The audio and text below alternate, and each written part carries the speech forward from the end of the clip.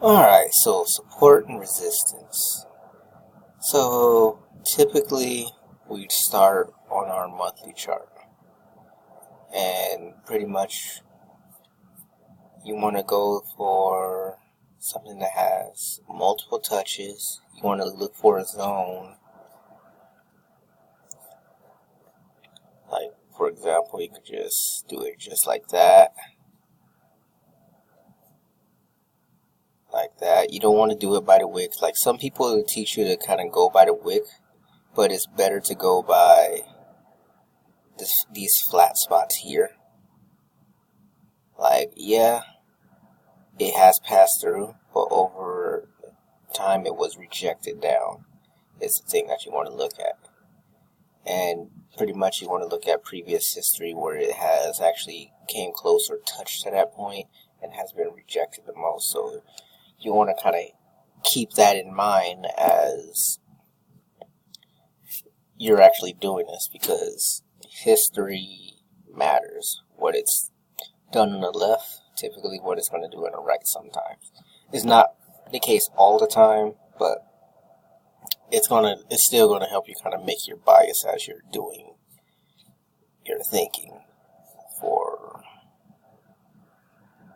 your support and resistance lines. So it touched here in the past, and it touched here. We dropped down to the weekly chart. We were at the monthly at first, weekly. Sometimes it would actually benefit you to kind of change the colors too, just to kind of show strength.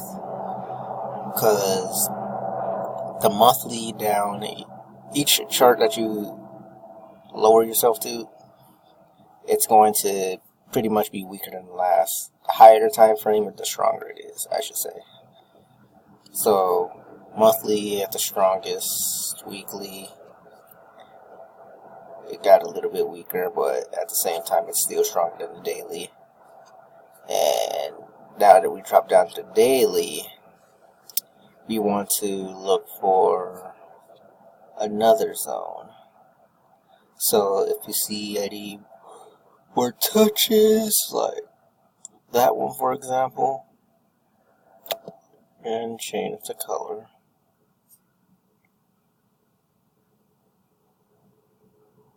You can do that.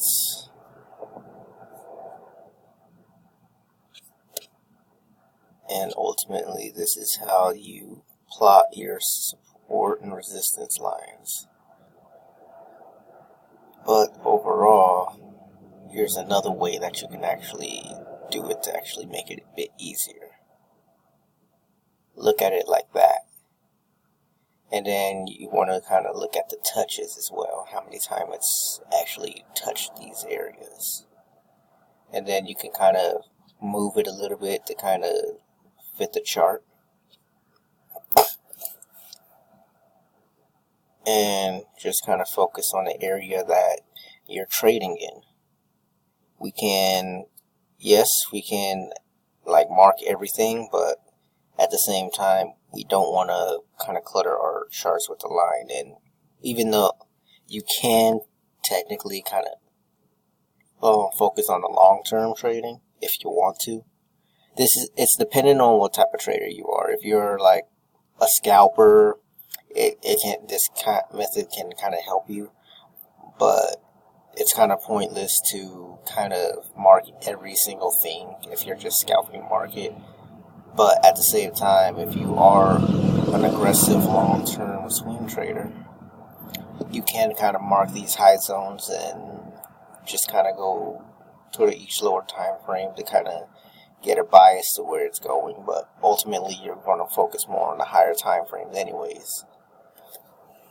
So right now, with your markups, you're pretty much just setting things up to kind of find the supply and demand zones and just figure out where it's going to bounce next.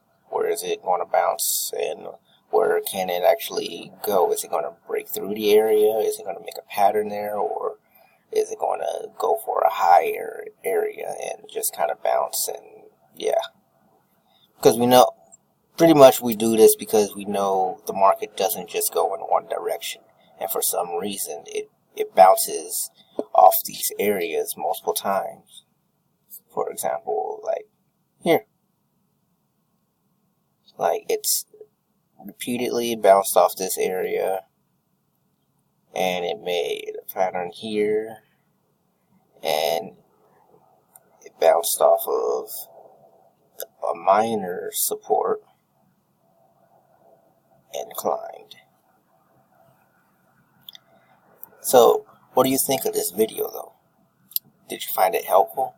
Do you have any further questions? Feel free to comment if you have any questions. If you're an experienced trader that has any additional advice for any other traders in the community, feel free to comment as well. And feel free to give this video a like if you found this video of value. And if you need like more tips as far as Forex is concerned, feel free to subscribe.